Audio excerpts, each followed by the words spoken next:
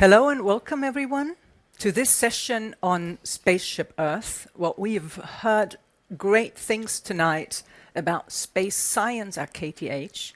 I'm going to talk about space humanities at KTH, about the stories and the histories that we assemble and gather and share to memorize our past, to make sense of our present, and to envision our future. Now, these stories, I claim, are space infrastructures in their own right. They're not just additions to science and engineering, but they're inscribed into science and engineering cultures. And they're not primarily about know-how, but about how we know and to what avail do we know. So how have humans imagined space and space flight? And I would like to give you an example here from Washington, D.C.'s National Cathedral. This is a cathedral that was built in Gothic style, but actually finished only in the 20th century. So it's a recent construction. And very striking among its windows is the space window. It's a single image that stretches across this tripartite structure. And you see these colored spheres. They are representing different planets. And then you see white lines, thin lines. Those represent the orbit of spaceships that move between the planets. This window was dedicated in 1974 on the 5-year anniversary of the Apollo 11 moon landing. In its center here of the red sphere, you can also see a chip of basalt rock, about 2.5 inches of size. This is rock that the Apollo 11 astronauts brought back from the moon, and then it was inserted here in the space window.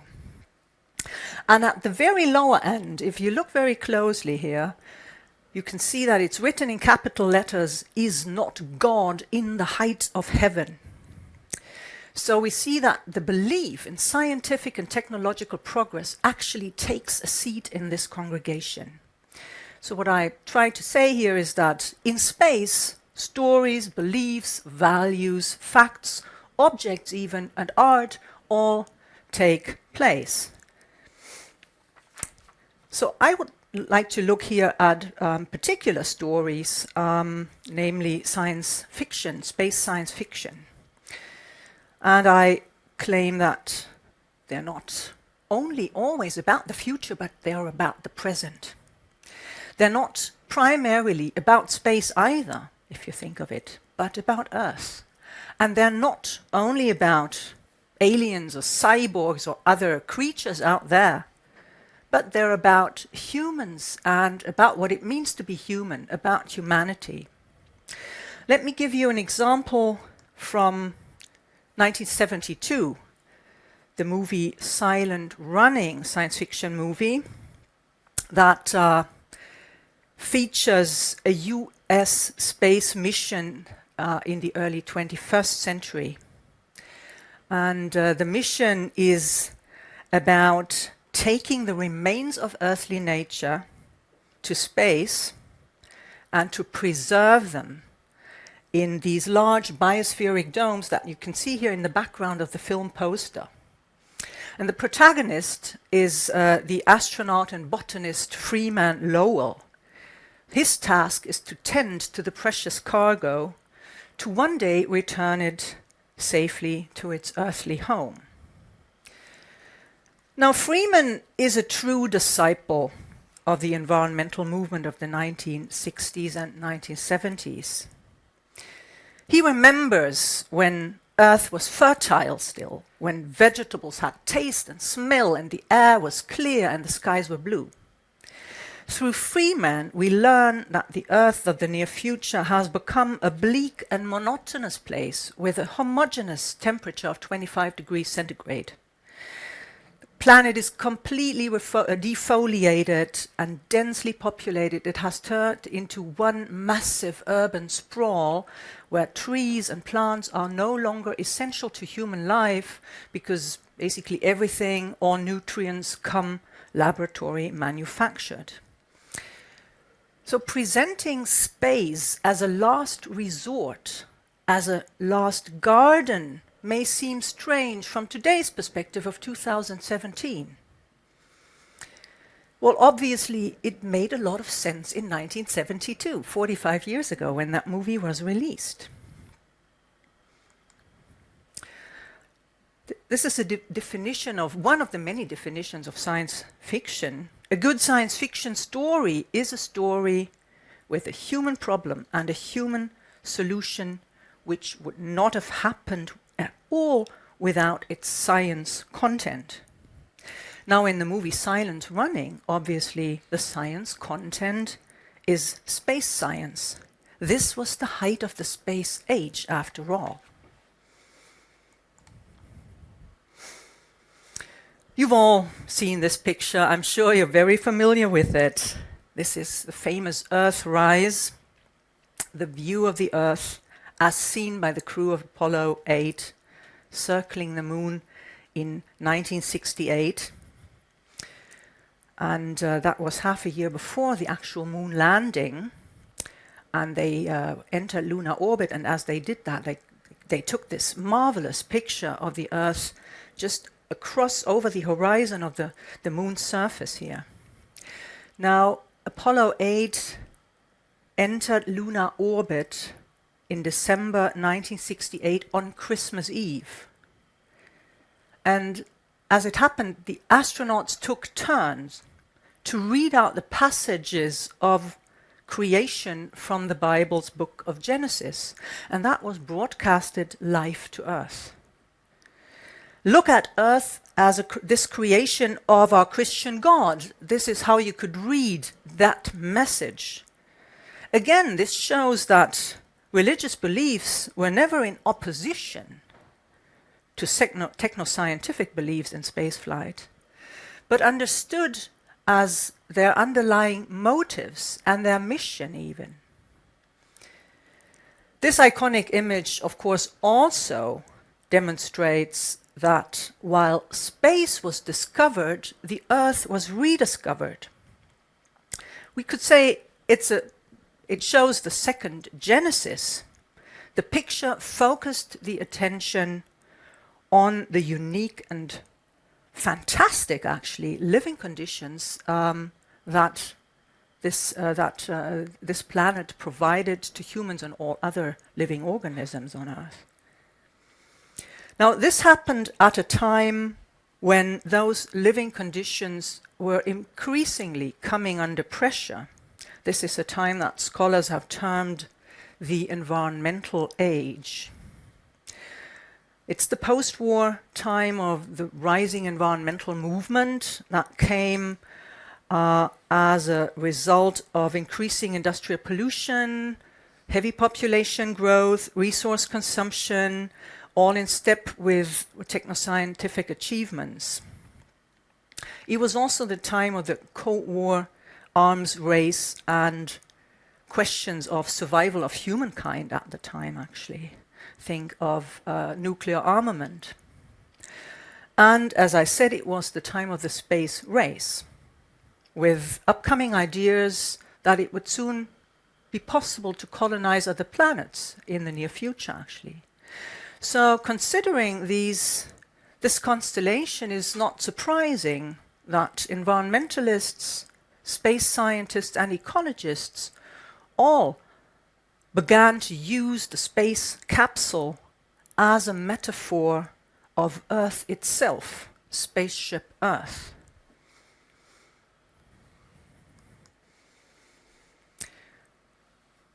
Spaceship Earth began its career as a metaphor of vulnerability and community. In 1965, US Ambassador to the United Nations Adlai Stevenson used Spaceship Earth, speaking of Earth as a little spaceship on which humankind travel together as passengers dependent on soil and air. In 1966, political scientist Barbara Ward used Spaceship Earth in a book to point to the need of a balance of power between the continents, of wealth between North and South. So both of them made a political argument. Stevenson said humans rely on limited and shared resources. Ward said humans are threatening their own existence with, for instance, the nuclear arms race. We also see in that same decade protagonists of that Spaceship Earth metaphor using it in a more technological sense. In 1966, the economist Kenneth Boulding, in a talk about the economics of the coming Spaceship Earth, used the spaceship to think about an earthly household that would be a totally closed, an entirely closed metabolism, where nothing was gained ever apart from energy from the sun and nothing was wasted or lost. So this was about complete material recycling. He wanted to do away with the wasteful cowboy economy of the past, as he termed it, and make a transition to the spaceman economy. So he was offering a solution of sufficiency, meaning humans must make do with what they have. It is time to forsake the ruling credo of growth that was very predominant at the time, and it still is, as you know.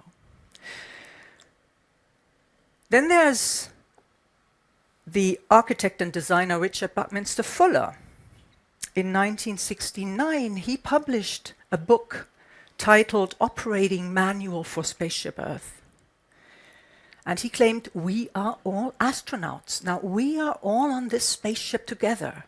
And that is not a terrible thing because we can educate ourselves. So even though no operating manual has been given us, we can train ourselves to become the systems operators of this beautiful machine and manage the Earth's life support systems. So he was promoting an efficiency solution. Humans can be resourceful and efficient modernizers of their home planet. So if you look at these different positions here, you can see that Spaceship Earth housed two closely related ideas. And one is Earth as a singular environment that needed to be preserved. And the other, very related one, is the idea of Earth as a temporary environment that we might be able to substitute and replace. Now, these solutions seem to be contrasting, perhaps, but actually they're two sides of the same coin. Both embody an emerging concept of sustainability long before the Brundtland Report, Our Common Future, in 1987 came up with that definition of sustainable development that we usually refer to today. Spaceship Earth perfectly merged sufficiency and efficiency approaches to sustaining a system, whether a space capsule or the Earth or any other planet. Sustainability meant economizing cleverly, expertly optimizing, and technologically substituting the system in order to maintain life support. That is this proto-notion of sustainability. Now look at this statement here. Men in a spaceship are not locked in one place, but become perpetual travelers. So on Spaceship Earth, we could say, on Spaceship Earth, humans became perpetual travelers. Earth was the ark, the lifeboat that humans were all in together. But where would it take them, and who would be able to go? In the remaining time, I would like to present you two trajectories from more recent science fiction. And the first trajectory is Terraforming Earth. And here I've chosen the film from 2008, WALL-E. And this is a film that deals with recolonizing humans' home planet. After 700 years of space spent in an intergenerational space arc, humans return to Earth. That is a wasted planet, and the only thing moving is this robot WALL-E that compacts trash. So the space arc, humans, or what is left of their humankind actually, they send out this probe, the feminized probe Eve. You see it here in the poster on the right-hand side, this white, shiny white thing. And it comes to Earth and finds this little seedling, the plant that WALL-E here has in his hand. And so humans start to refoliate and to resettle and populate their home planet. We see here all the elements of the biblical story of Noah's Ark, plus some, of course, of the story of the first garden, paradise. And you could say this is sort of a third Genesis. The movie shows a trajectory from a totally wasted, devastated planet, as shown here through a thick orb of space debris, to an again habitable planet. The second trajectory is the trajectory of terraforming space. And here I've chosen the movie The Martian, which is really recent, 2015 actually. And this is a movie that deals with a near-future Mars mission where the astronaut and botanist Mark Watney is accidentally left behind on Mars and needs to create his own living, make his own living. He creates his own farm inside the Mars habitat, and the movie then deals with how he combines, in a very expert way, techno-scientific efficiency solutions and sufficiency or subsistence solutions to sustain his life on a planet that was never meant for human life to live on in the first place. So it was primarily hostile to human life. So we see two trajectories here, terraforming Earth and terraforming space. And you might ask, well, what is the resolution? Is there one? I think at this point, there is none. Today, it seems we're facing similar questions and problems as our predecessors did here in the earlier 20th century.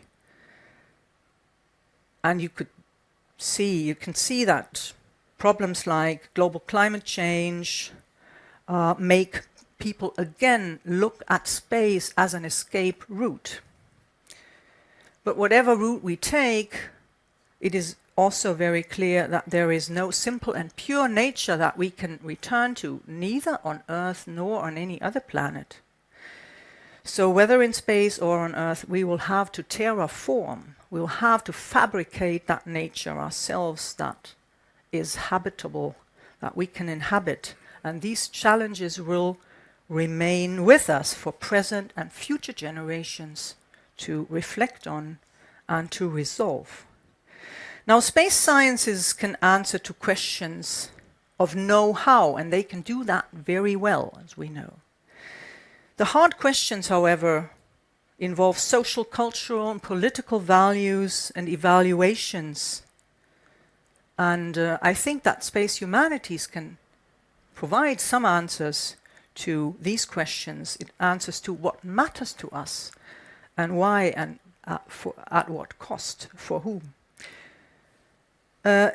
At the very end, I'd like to say that actually at KTH also we offer a course, an undergrad course, that is titled Science Goes Fiction, Science Fiction, Film and Technological Futures in a Historical Perspective, that tries to do exactly that, explore past futures to enable us to take informed decisions in our present for our own futures. Thank you for your attention.